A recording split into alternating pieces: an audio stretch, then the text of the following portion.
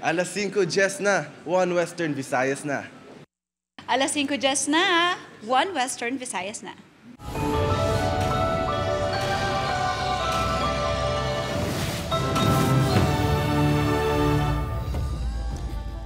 Mga balitang aton tutukan subong nga Biyernes, mga bago lang nahalitan sa Bagyo Tino nagapanghanda naman sa posible epekto sang nagapasulod nga bagyo.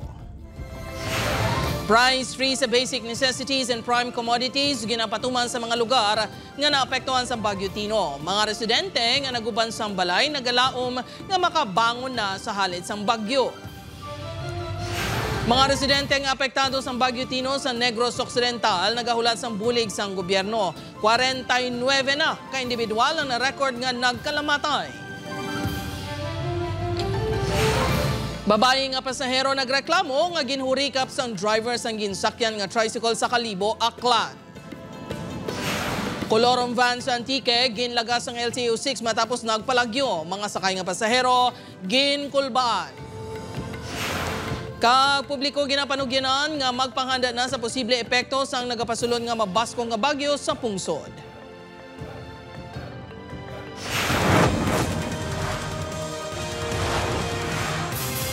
Ini ang GMA Regional TV, 1 Western Visayas.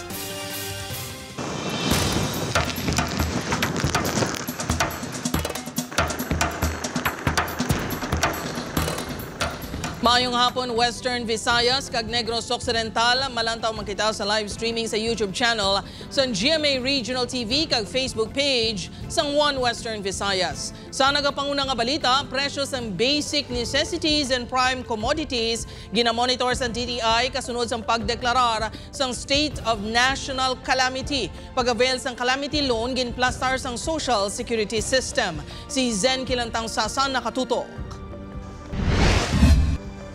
Ginabantayan sa Department of Trade and Industry 6 ang basic necessities and prime commodities sa mga balaligyan agud masiguro nga wala sang may mamintaha o kung magpasaka sang presyo sa tion sang kalamidad.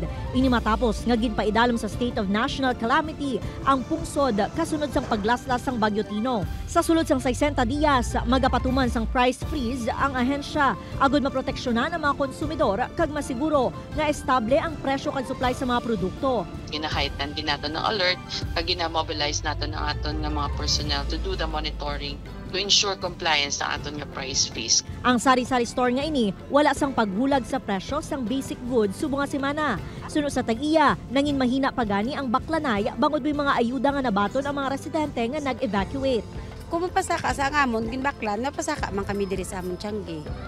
Kaya mo nang amo, tingalan mo kung di kami pasaka, pwede man kami. Nagpain sang 760 million pesos nga financial aid si President Ferdinand Marcos Jr. para mapadasig ang recovery sang 38 ka local government units nga apektado sang Bagyo Tino. Isang Iloilo province nga natala na ang makabaton sang 50 million pesos nga bulig pinansyal. Depende ina sa pananawan sa aton ng governor kung diin niya ipanagtag ang 50 million. Kag ang 15 million ina is for a welfare amount lang ina bala no sa mga initial nga bulig sa mga biktima sang ni Bagyo Tino. So dako ina nga bagay siguro sa kada panwa kon nga matagaan sang a portion of the 50 million. Mahimo naman nga maka-avail sang Calamity Loan Program ang mga miyembro sang SSS.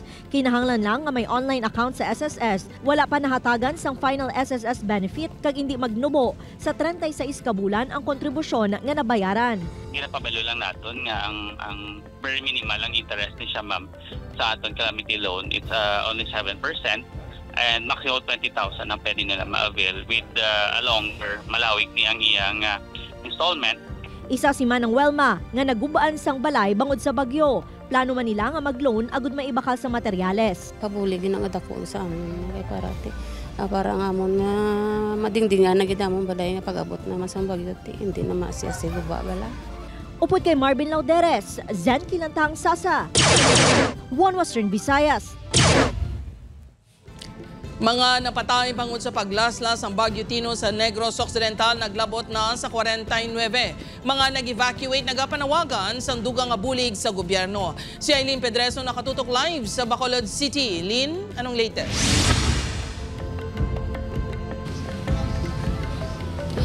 Jert, mga kapuso, matapos ang paglaslas ng Bagyong Tino, nagapadayon ang pag-abot ng relief assistance sa mga LGU sa Negros Occidental nga nahalitan sang bagyo. 13 ka mga LGU sa Negros Occidental ang pinaka-naapektuhan sa sektor sang agrikultura sa paglaslas ng Bagyo Tino sa Negros Occidental.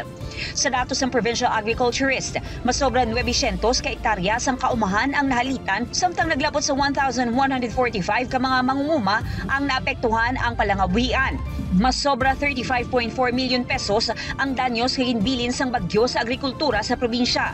Sa La Carlota City, kung sa diin tanan ng mga barangay ang ginbaha, dako nga problema ang pagkaon, tubig, bayo kag iban pa nga mga gamit sa evacuation centers. Mr. President, tulungan niyo man kami sa Negros. Walang-wala kami ngayon.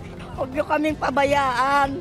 Mga gamit namin lahat damit, lahat walang natira. Wala lahat, ma'am. Damit na isang piraso.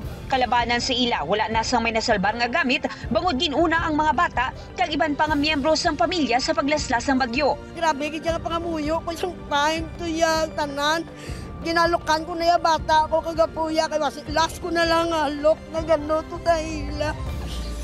Si Alvin, nawad-an na sang balay, ginkawatan pa. Ginkawatan pa ko. Ano ang siya assurance ng barangay nga mahatag? May mga senior citizen, may mga kabataan, kung wala ka kwarta, hindi ka kapamahaw sa insakto. Sunod sa LGU, ginasolusyonan na ang problema sa kakulang sa mga kinahanglanon sa masobra 3,000 ka mga nagbakwit. Aminado ang LGU nga mabudlay gihapon ang transportasyon, ilabi na nga wala pa natapos ang clearing operations. So our city engineering office is double timing on that. Once we do that, basic services are faster. We are doing our best to really bring food. Kapangayon lang kami pasyensya kay budlay man, di ba, magsulod gid. Hugot naman nga nagapakig-angot ang PDRRMO sa mga LGU para sa relief operations. Nag-deploy naman kami sang amon nga water filtration truck. Damo man may nag-request for augmentation sang water. When it comes to food and non-food items naman naton, CPSWDO naton ga-work hand in hand. Nagapadayon pa ang search and retrieval operation sa masobra 50 ka mga individual nga gi-report nga missing. Sa uli nga datos ng PDRRMO, nagsaka na sa 49 ang casualty sa bagyo.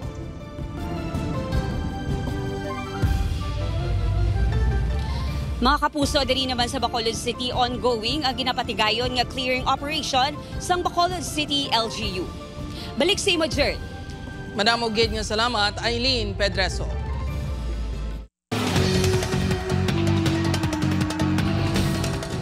Mga kapuso sa Kalibo, Aklan, babae nga pasahero nagreklamo matapos ginaligar, ginhurikap sang driver sang ginsakyan nga tricycle. Si John Sala nakatutok. Ginakulbaan kang natroma pa kuno ang 24 anyos nga babae nga ginkilala kay alias May sang nagreklamo sa Kalibo Municipal Police Station. Suno sa tagreklamo ginhurika pang yadughan sang driver sang tricycle nga yagid sakyan. Lunes kuno sang hapon sang nagsakay ni sa tricycle nga ginamaneho ni alias Juan halin sa ginaobrahan sini pauli sa ilang balay sa barangay Tigayon. Samtang nagabiyahe sila, ginpamangkot ini sa sospek kung may bana na kuno ini kag kung nagaupod sila sa ilang balay. May trauma ba ako, sir, sa makaroon nga tao, mga laki nga makaroon, sir. Hasta nga yung makaraga pangurog nga medyo matangis ako, sir. Tuod ay nahadlok ko sa mga makaroon na, sir. Dugang pa sini, nakabansyag na ini sa kakulba bangod sa mga pamangkot sang sospek na tuhoy sa iya personal nga kabuhi. Apang ginpabayan na lang kuno sini. Apang hinali lang kuno nga ginhurikap sang sospek ang dughan sang biktima. Siyempre parang naanuhan yung tanga, wow, nakuga sabat. Di ka to, may dampit sa may Rancho Hotel nga to, sir. Higing buitan na ta ako dampit sa may dughan. Ngara, sa may dughan, kita na ako, ngara, sa may akong braso, ngara sa left nga part, which is iping abi kami, magapit abi kami.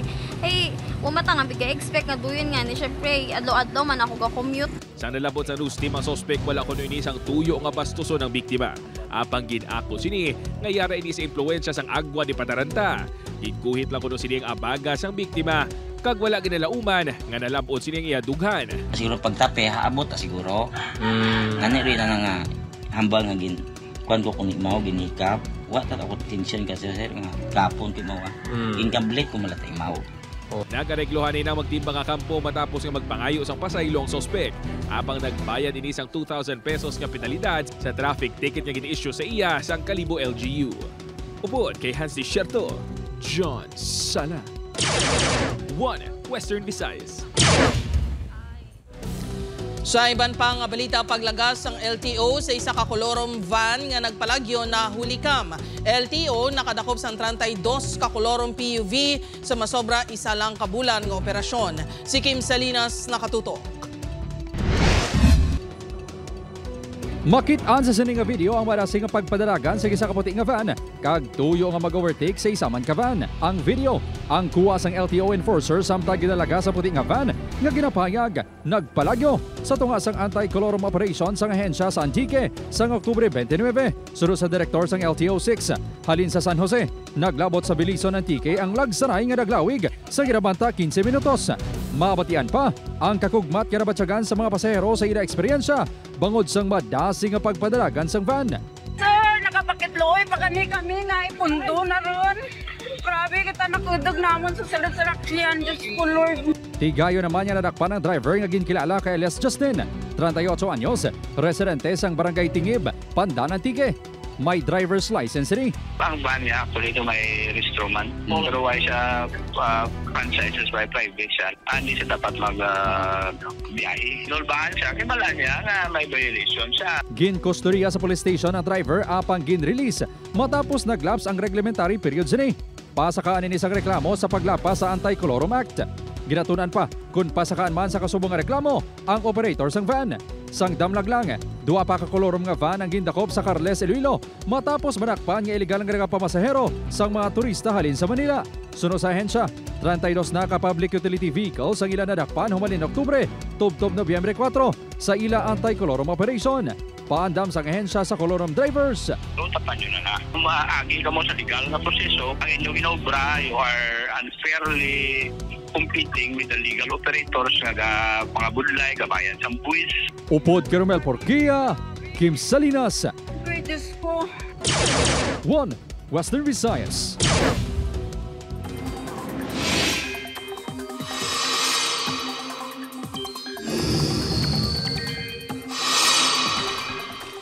Mga kapusong amat-amat nga nagapalapit ang bagyo nga may international name nga Fungwong. Ulihin nakita ang sentro sang bagyo sa kalayoon nga 1,315 kilometers sa nasidlangan sang Eastern Visayas. Mas mabaskog pa ang dalang nga hangin nga nagalabot sa 100 kilometers per hour kag pagmadlos nga nagalabot sa 125 kilometers per hour. Nagahulag pa west-northwest sa kada sigon nga 20 kilometers per hour. Sa latest tracks sa Pag-asa, posibleng nga magsulod sa par karon sa gabi o kung buwas sang kagahon kag pagkatawgon nga Bagyo Uwan. Amat-amat nga nagapalapit sa Luzon kag pwede maglandfall sa Aurora kag Isabela sa Domingo sang gabi o kung Lunes sang kagahon. Posible man nga magbago ang track sang bagyo gani, padayon nga magtutok sa updates. Sa subong, wala pa sang epekto ang nasambit nga bagyo sa iban nga bahin sang pungsod. Pero magapadayon na ang pagluntad sang amihan kag localized thunderstorms. Sa datos ng Metro Weather, may lapta-lapta nga pag-ulan sa iban nga bahin sang Western Visayas kag Negros Island region. Ini ang GMA Regional TV, 1 Western Visayas. Mga kapuso, RDRRMC6 naka-alerto na sa posible epekto sa Western Visayas sa manugsulod nga Bagyo Uwan. Mga LGU ginaabisuhan nga magpatigayon sa pre-emptive evacuation kung maglain ang tiyempo. Si John Sala nakatutok live sa Santo Niño Sur, Arevalo sa Iloilo City. John?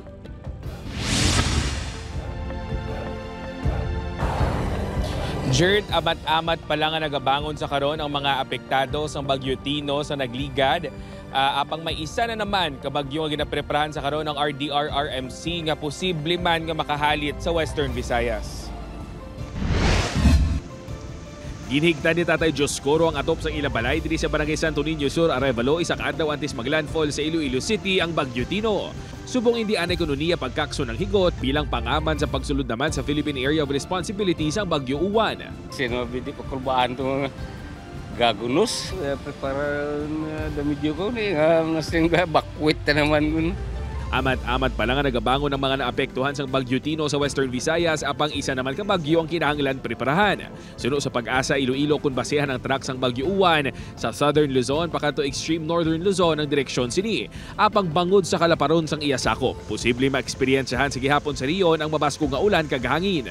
Ang radius ng subong is 720 kilometers. So actually malapad-lapad na siya, no? And kung sa rain bands niya siguro pwede kita malabot kapin pa sa may norte. Usually abi ang aton nga bagyo pag pasaka ang nga dalaga, no, pakadto sa may Luzon. Usually kapin pa kung kung medyo malapit-lapit siya sa may Southern Luzon ang iyang paglabay, usually may gina siya, may mga posible nga maulanan pa ang norte, no, northern parts sang Panay, hangin kaga ulan. Naka-red alert pa ang Office of Civil Defense 6 mangod sa Bagyo Tino, apang magapadayon ini sa among status bilang preparasyon sa posible halit sa Bagyo Uwan. As early as that, we have already again coordinated with our concerned response cluster agencies. In fact, yesterday we had our meeting, response cluster meeting. Now we discussed about ongoing response operation Typhoon Uwan and as well as the readiness sa ating mga cluster agencies when it comes to Typhoon Uwan. Nagmando naman ang OCD6 sa mga local government unit nga magpreparar sa pagpatigayon sa preemptive evacuation kung kinahanglan.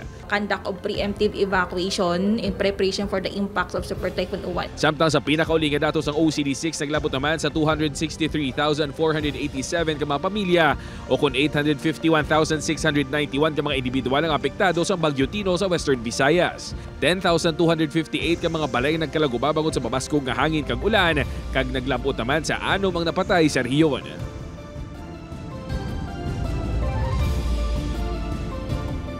Jerd, suno sa Pag-asa Iloilo, mabatyagan na ang epekto sang Bagyo Uwan sa adlaw sang Domingo. Jerd? Madamo gayud nga salamat sa update. Kapuso John Sala. Mga kapuso, padayon pa ang pagpangita sang rescue groups ka mga personnel sang nagkalain-laing ahensya sang gobyerno sa 29 anyos nga si alias Tommy. Si Tommy ang ginapahayag na tabunan sang landslide nga nagluntan sa barangay Barasalon, Haniway sang Nobyembre 5 sang hapon. Ginpahayag nga ini ang nagakayo sang linya sang tubig sa nabukid nga porsyon sang barangay sang amo nga adlaw. Wala na ini nakapauli, gani nagreport sa otoridad ang asawa sini. Kahapon sang aga sang ginsuguran ng search operation apang ini ang nauntat bangod sa pag-ulan. Ang natipag nga duta ang may kataason nga ginabulobanta duha kalayon nga kawayan.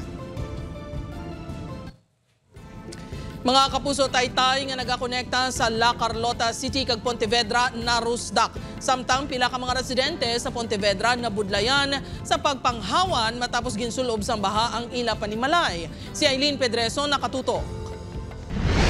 Bangod sa mabaskong ulan kag hangin sa paglaslas ni Bagyong Tino, narusdak ang ini nga taytay sa barangay DSB sa Pontevedra. Ini ang nagakonekta sa Pontevedra kag La Carlota City, gani papanghangkat subong ang pagpamita sang alternatibong alagyan sa mga motorista kag sa mga residente. Halin sa barangay DSB, kinahanglan pa sa mga motorista nga maglibot kag maglabay sa National Highway para makalabot sa La Carlota City. Budlay budlay di Way nagyan malibot ka lang, hindi kung gusto mong magaling, malibot ka lang to sa si Bukaw. Ang tungkol sa kabaskog sang tubig kag ang mga rurok kag ang mga kawayang lagko, ang tayto sa babaw tugbaman mo. Amo nagbuslog da, simple magubag siya. Hindi na yun, pala karuta ka, malibot ka gini. Ang mga pamalay sa palibot, ginsulob sang tubig baha. Daw nag-stockpile bala ma'am ang mga rurok, no, mga logs nga halin dito sa babaw. So dumidyo ang tubig, nag-increase doon na mo siya dam. Ang aton nga Municipal Engineering Office na report na nila na sa DPWH, and as far sa nabalaan ko, ang DPWH will be here tomorrow to assist the area. Ang pamilya Kinyo nabudlayan sa pagpanghawan kag pagpanilo sa ila panimalay nga puno sang lutak matapos nag-subside ang baha. Sakit mami kay wala kami expect nga matabo nga mabaha kami din basa kay mga appliances ng bangon ng liwat. Syempre na test mo nga sa tanan nga oras gid nga makaya lang namon. 20 ka mga barangay ang apektado sa Bagyo Tino sunod sa datos sang Pontevedra LGU. Upod kay Reynald Castillo, Aileen Pedreso. 1 Western Visayas.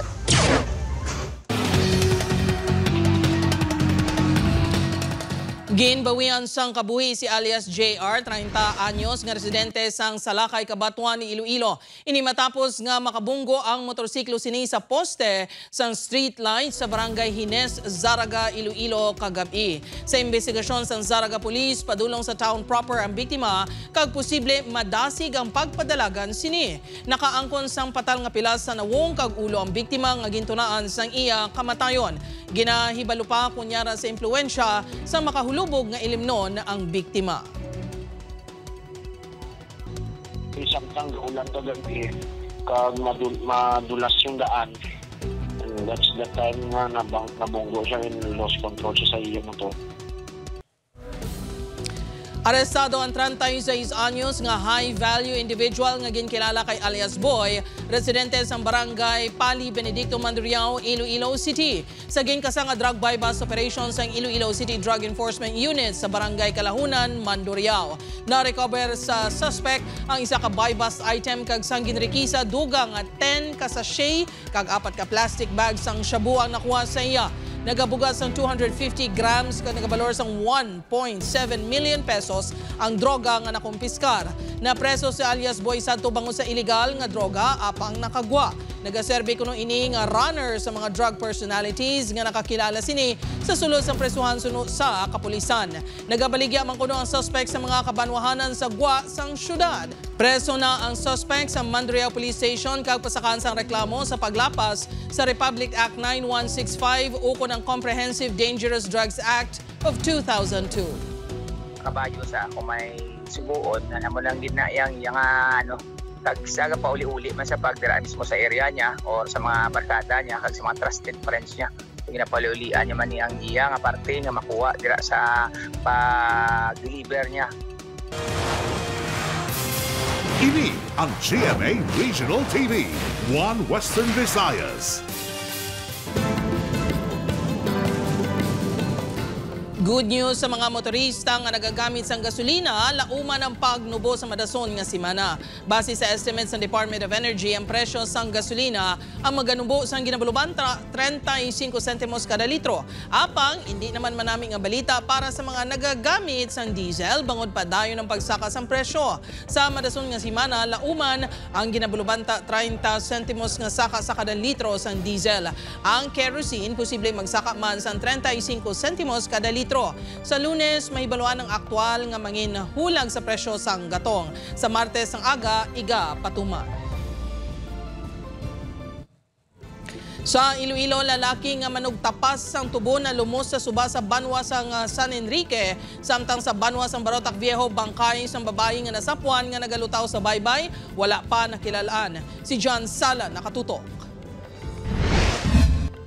Nadulaan sa kabuyang 29 anyos nga lalaki matapos malumos sa suba sa barangay Poblasyon Ilabud San Enrique kahapon sang aga. Sandig sa impormasyon nagapaligo sa suba ang biktima upod ang ibang paniya nga kaupdanan pagkatapos nga nagpangtapas ang tubo. Posible nga nakalabot sa madalom nga porsyon sang suba ang biktima suno sa kapulisan. Nagresponde ang MDR-RMO upod ang San Enrique BFP sa lugar kag makaligan ng 7 minutos takitan man ang biktima. Gin CPR pa ini apang indeklarar nga dead on arrival sa ospital. Samtang wala sa gihapon makilala ng babae nga nasapuan nga nagalutaw sa baybayon sa barangay Puerto Princesa, Barotac Viejo, Iloilo, pasado alas 3 kahapon sa kahapon.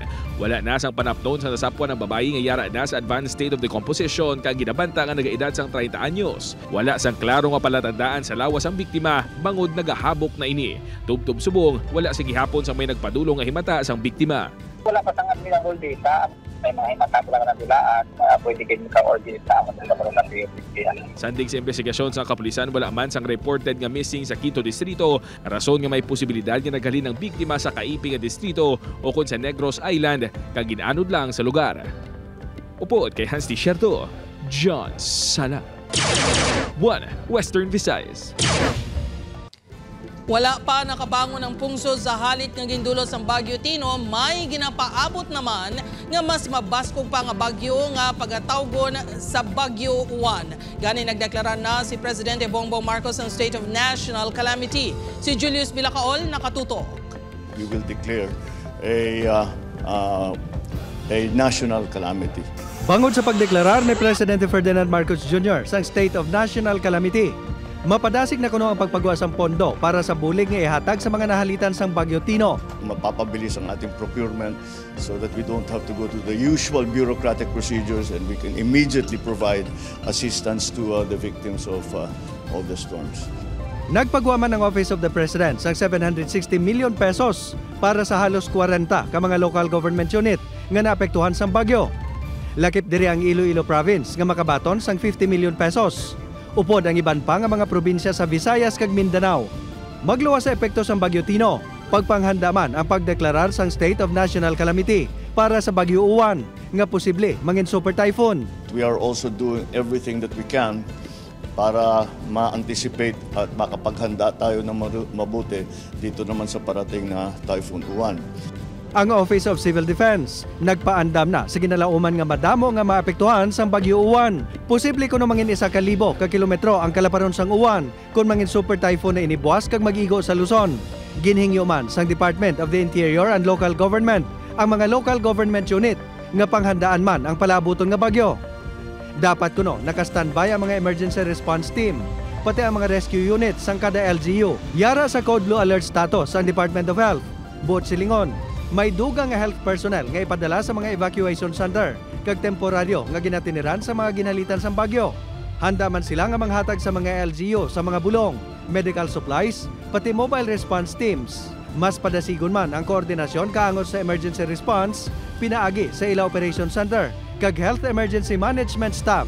Julius Bilacaol, 1 Western Visayas.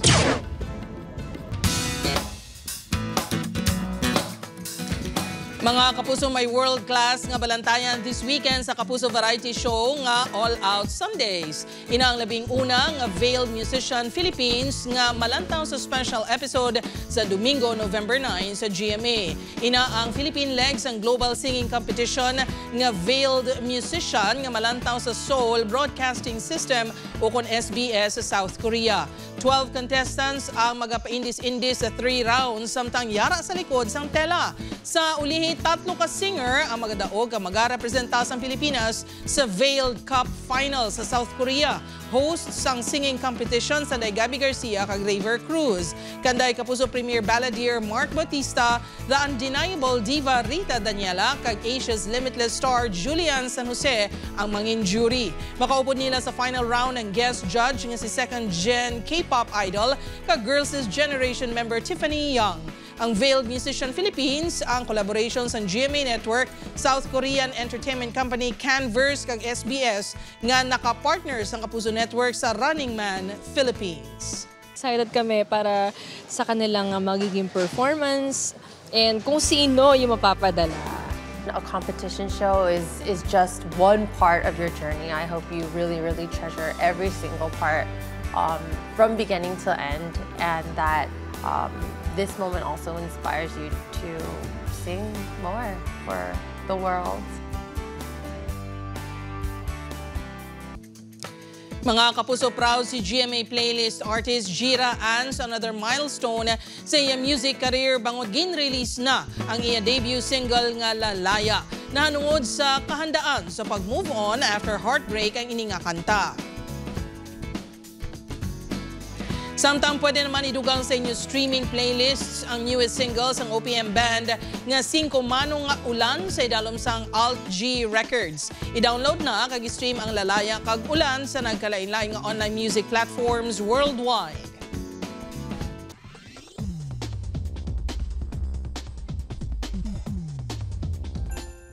Mga kapuso, 48 days na lang, Pasko na. Ako si Gertrude Charlatan, ini ang 1 Western Visayas, bugos nga pwersa para sa mas dako nga misyon, kag mas masangkad nga pagserbisyo sa pungsod.